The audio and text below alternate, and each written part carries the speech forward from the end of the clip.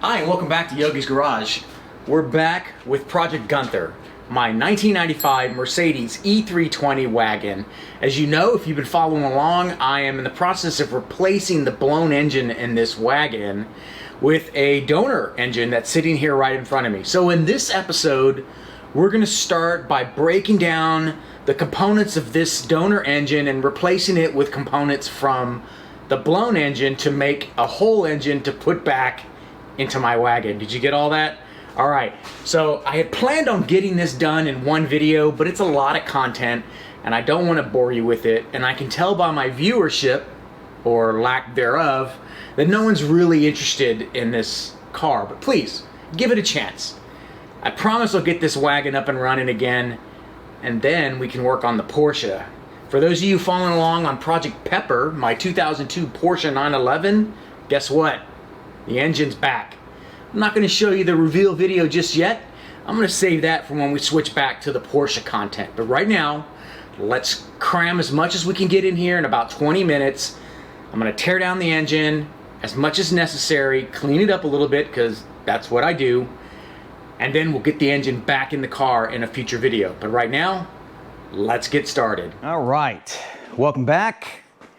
Now that the engine's out, it is time to collect all of the fallout from this phase of the project. And what I mean by that is there's still carnage from the takeout. Some folks may be tempted to move forward with the swap out at this point or replacement, but it's best to collect all of the parts and get them labeled and bagged before you move on, because if you think you're going to remember where all those bolts went, no. And actually bagging them will help recall where they were placed originally. I'm going to get the starter off first, and then I believe that will give me access to the torque converter bolts that I'll need to crank the engine over in order to take it off, and then I can tackle the bolts on the outside.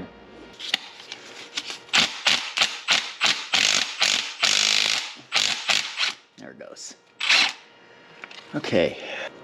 Some white powder all over this bolt. I don't know what that is. Yes, doesn't smell good. All right, here we go. One starter out. Okay, in order to get the transmission off, you have to disconnect the flywheel from the torque converter. And I believe that's what we're looking at here through that little portal. Some coolant lines that are going to need to be taken off right here before I do that. And I suspect that one's going to make a big mess.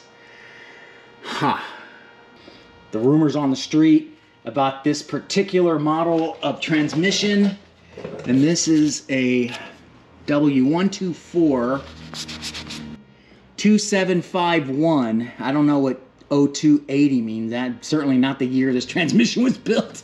I hope not.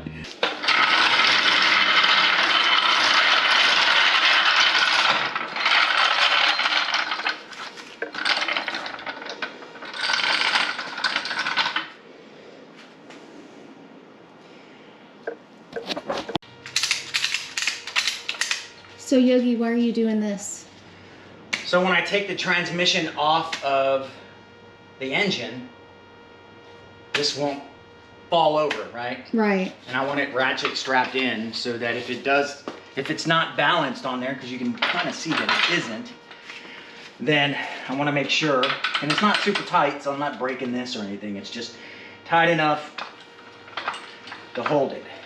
I see. See? There. I want it kind of level, you know, so that when it comes apart, it doesn't pop off. I like this transmission better because I don't see a baffle plate between the bell housing and the back of the engine. A lot of the new cars have this thin sheet metal baffle plate. And I can see some of y'all nodding your heads right now. Those things are a pain in the butt to line up and get it all back together without damaging it.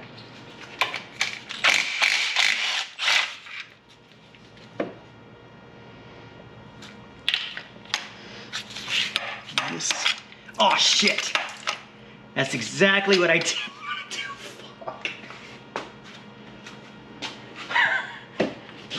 I just finished telling my viewers I'm not going to disconnect that banjo bolt because I don't want transmission fluid all over the place. I don't want to make a mess. And what do? I pull the dipstick up and what do? Make a mess. Okay. That's just right. It's like somebody died in here. I killed my transmission. That may explain why it was leaking there too, because they didn't even bother to... Crap.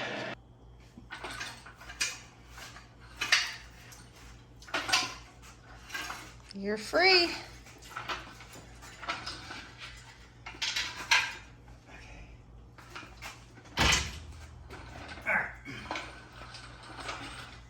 All right, transmission's off. I made a little bit of a mess. I did exactly what I didn't want to do, and that was spill hydraulic transmission fluid, I should say, onto my floor. And I pulled that dipstick, not really thinking, and you saw what happened. What a mess. Oh, and people were asking, Yogi, are you going to show us the carnage of what happened to this thing? And yes, once I'm done with putting the engine back together, I'm going to take the cylinder head off, and we're going to look at these two cylinders and take a look at what happens when you put nuts and bolts inside of a combustion chamber. But for now, let's fix it. So I need to get those two off, primarily because when I set this thing down on the tire, it's too heavy on this side and it tends to want to tip. And I can't afford this thing to tip if I'm going to take this cherry picker and move it.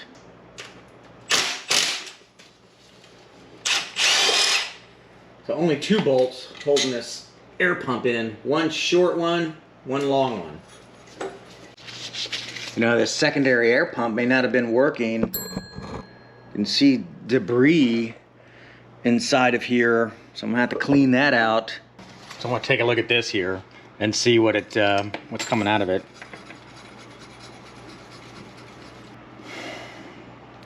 Yeah, I'm not sure what to make of this. Like a couple of them are metal. Like these two here are metal.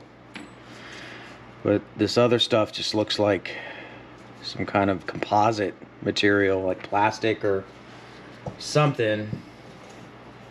Okay, I think this is some type of clutch mechanism here. And it's broken. Just two 15 mils for this dirty ass alternator.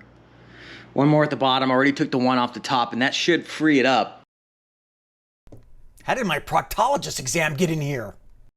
No, actually what you're looking at is the inside of cylinder number 1. I noticed water inside of the cylinder just by using a flashlight, so I decided to scope it, and this is what I found.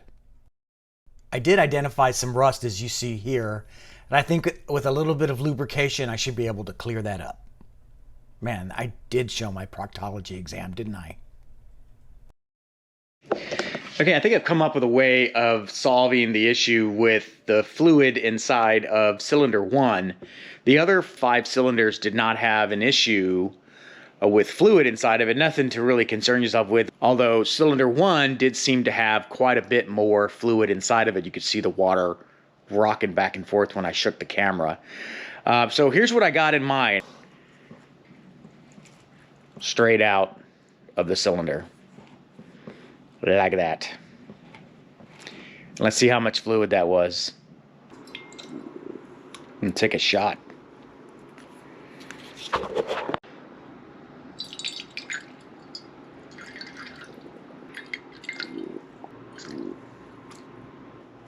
Someone's got to drink this. Not it. Not it. Poor Charlotte. Poor Charlotte. Yogi daughter. So now that you can see it, does that make it easier to figure out where to pull it from? Yeah. See, I'm getting a very successful draw. Nice. Unfortunately, the moment I pull my thumb off, or pull the thing off, some of the fluid goes back in.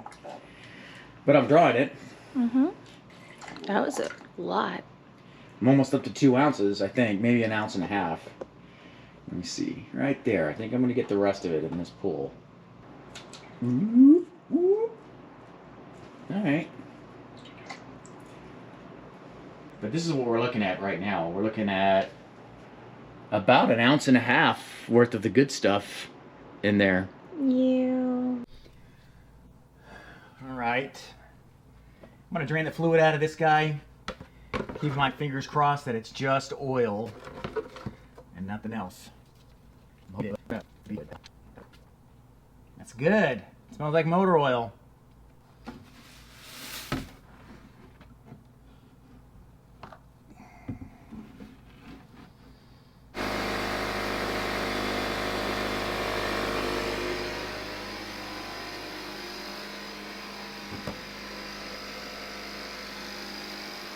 Okay, so take a look at this. So you see there's no movement there. That's like perfect compression. So here's what I had to do. This car had been sitting for a while, so I should have known better than to just start doing a compression test on it.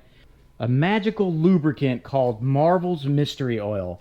And I put about, I don't know, half a tablespoon into each cylinder and rotated the engine over about 3 or 4 times. And look at that.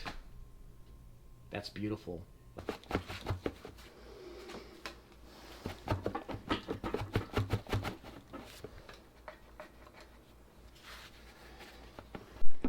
All right, getting this all out of here.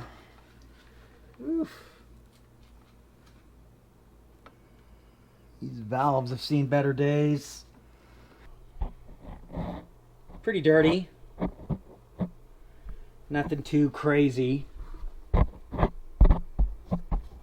The throttle itself is pretty corroded, but you know, nice and springy. There's some crap in there. I want to take this thing off and clean it.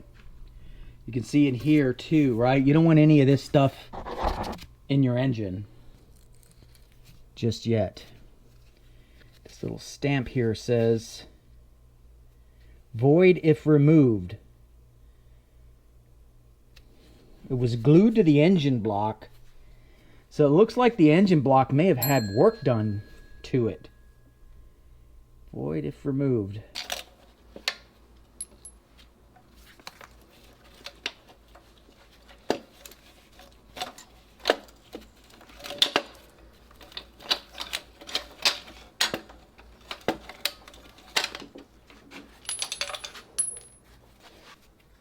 There we go.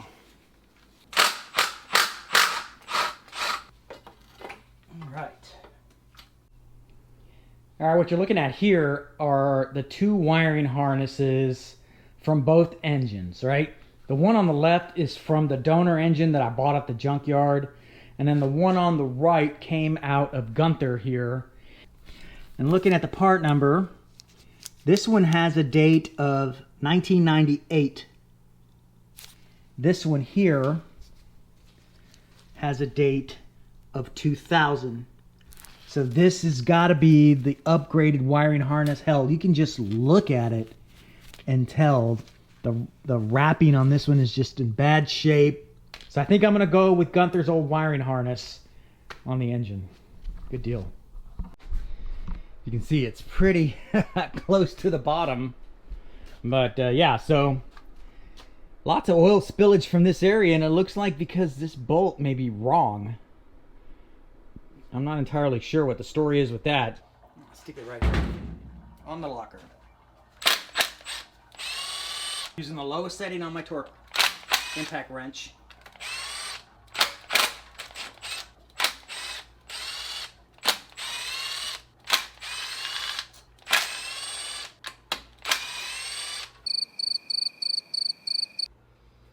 Let's see if I give it a little love tap or two. There we go. Boom. Just like that. Looking at the oil pickup, I see debris in there. Nothing too bad. Looks like a bunch of plastic. See the seepage here from that inappropriate bolt.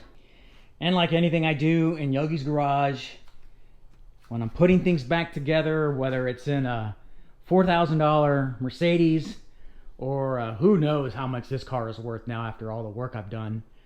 We'll just $35,000. After a $35,000 project, I like to keep things clean. And you can see here that this oil pan is not clean. The gasket needs to come off. The underside needs to be clean, so take a good look at this, folks, because this is what it's going to look like after I'm done. And there. Not too bad. I'm lying. It was really bad. I had a really hard time getting the gasket off of this surface. It was pretty much chemically fused to the metal, and just about the biggest piece I could get was probably the size of a postage stamp off of this thing. Most of it came off in shreds. I tried plastic razor blades. I've tried using brake cleaner, goof off, Goo Gone, carb cleaner. None of it did anything. Well, none of it helped too much, I should say. You know what ended up doing it for me? This guy. And yes, I know I shouldn't be doing that, but if you're careful, I'm not endorsing using this technique because lots of people can easily screw this up. But if you know how to do it, you can get a good job. But it took me hours to get it to this point. Yes, it was dirty. The cleaning part was easy. I just dunked it in some water and some Purple Power combination to get all that crap off of it and degrease it. So yeah, I mean, it looks great though. Nice and clean. I'm probably going to shine it up a little bit. You know, I like shiny stuff. All right, all the surfaces are prepped now, and I put a little bit of universal blue gasket sealer here.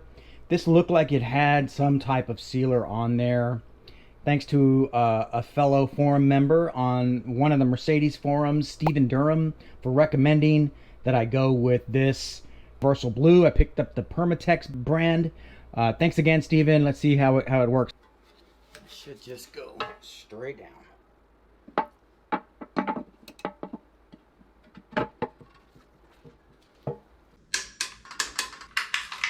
Which way are you going? This way? Yeah.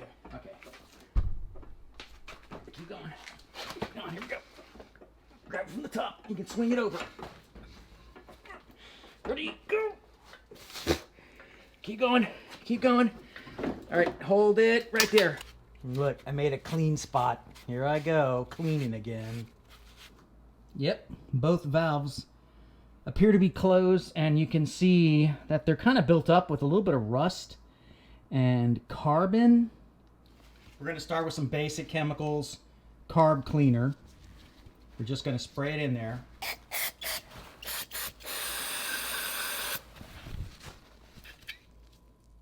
Yeah, and so you can see it puddled up in there real nicely. We'll come back in a few minutes. All right, I stuck a towel in there just to soak up the juice. Let's take a look. Oh yeah, way better. The carbon on the left valve is really clean. The other one, I fear, is rust. And I took a pick to it and scraped it. Man, this iPhone camera is awesome. And yeah, that's pitting. But the good news is the valve is sitting just fine. It's holding the liquid. I came back 20 minutes later and the cleaning solution was still puddled there. So I'm not worried about compression loss due to valves on this cylinder. Rust buildup, look at that. Wow, that's a great shot.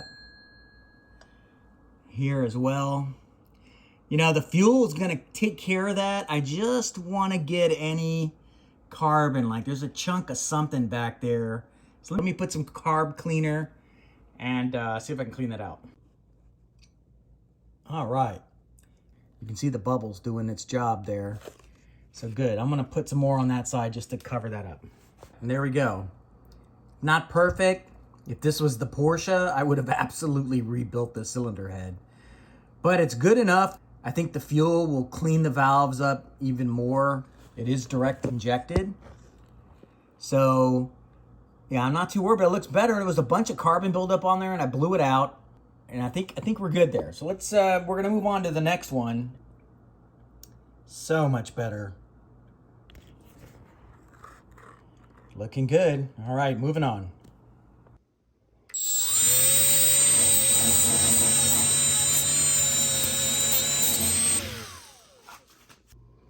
All right, and there. A little bit of a Brillo pad, some fine grained sandpaper, and a little bit of a razor blade to help get some of the staining off of the cast iron here. But there's some pitting here that I'm not too happy about. So I'll have to keep an eye on that and see if that interferes with a good seat on the O-ring. We'll see. All right, let's keep going. I've wrapped up everything on the cleaning. So what's next? What's next is, this is the end of the video. I know I'm trying to keep everything as compact as possible, but there's a lot of stuff that needed to be cleaned and checked over. So I'm gonna break the rebuild into 2 videos. So right now what's left is I'm gonna clean the fuel injectors. I'm gonna show you a trick on how to do that at home, a quick DIY. And then once I get the fuel injectors done, then I can start covering everything back up, resealing it, and coming up with a way to solve the smog pump delete option that I'm going to do. I don't need the smog pump anymore. It doesn't even work.